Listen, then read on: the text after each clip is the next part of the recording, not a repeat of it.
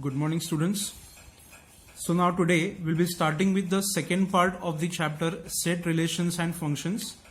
The point is relations. In the chapter of set theory, we have already studied how to represent a set. What are the different methods to write a set, that is roster form and set builder form. The different operations of set, union, intersection, complement and difference. So taking all the operations and definitions from the first chapter, we'll be relating those points in the chapter of relation. Now what is a relation called as? The definition says, if A and B are any two sets, then the relation is defined as the set of ordered pair of elements from A and B.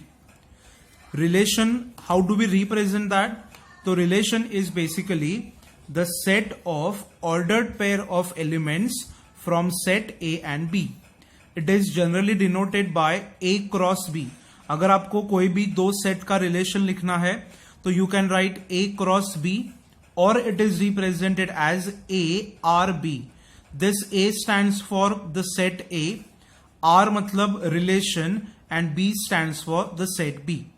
तो अभी example ऐसा है कि assume that we have a set A and there are total 3 elements in the set. Set B, it also has 3 elements. यहाँ पे ABC है, यहाँ पे XYZ है. तो अगर मुझे A into B मतलब if I want to write the relation between the set A to B, then how do I represent that? Each and every element of set A will be related to each and every element of set B. मतलब A, X, this is the ordered pair. Second one, A, Y, it is A, Y. Third one, A, Z, तो it is A, Z. And similarly, यहाँ पे जो remaining दो elements है, उनको भी ये set B के हर एक element के साथ आपको relate करना है. So it is B, X, B, Y, B, Z, C, X, C, Y, C, Z. So अगर आप relation from A to B लिख रहे हो, तो you can either write A cross B, you can write A implies B. This arrow stands for the word implies. What does implies means? From A to B. Or you can write it as A R B. And how do you write that? In the ordered pair form. मान लो अगर आपको यहाँ पे B cross A पूछा है, तो first element will be taken from B set and then the remaining elements from set A. मतलब X cross A, Y cross A, Z cross A, X cross B, X cross C, Y cross B, Y cross C and so on. So have you understood this? Relation is nothing but associating the set A elements with set B elements. See now how is A associated with X? So it can be associated by any other function or any other mathematical condition. वो mathematical condition क्या है, वो function क्या है, that everything will be discussed in the chapter of functions. यहाँ पे सिर्फ आपको क्या करना है, those set will be given to you and you just have to write the relation. The second point of the chapter which can be used or asked in the numerical section is finding the range and domain of the given relation. तो domain मतलब क्या?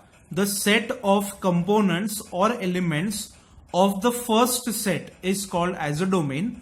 And range मतलब क्या? The set of components or elements of the second set is called as a range. Now what does it actually mean? मान लो आपको एक relation दिया है A into B and these are the ordered pairs given in the relation. तो अगर आपको domain लिखना है तो domain is equal to what? The first set के elements. तो अभी अगर मैंने ये relation लिखा है तो ये रिलेशन में ये जो पहला नंबर है from each and every group, ये पहला नंबर कहां पे रहेगा? इन सेट ए, क्योंकि रिलेशन मतलब क्या? The ordered pair. तो अगर रिलेशन दिया है ए क्रॉस बी, तो this 1 2 3 5 they will be the elements belonging to the first set. तो उनका जो सेट है, the set of the first element is nothing but the domain of the relation. And जो second elements present है उनका जो set है it is the range of the relation. So आपको यहां पे either the set will be given to you और they will ask you to write a set and after that they will ask you to write the domain and the range. तो domain मतलब क्या? The group of first element from the given relation and range मतलब क्या? The group of second elements from the relation. So this is the only thing that we have to do in the entire chapter of relations.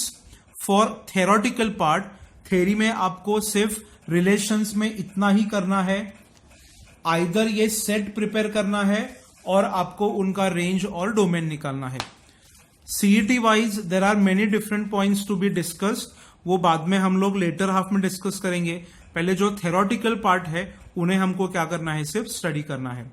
So now in the next slide, I'll be starting with the exercise from the textbook itself. Exercise में maximum we have 6 to 7 numericals जो हम लोग यहाँ पे discuss कर लेंगे.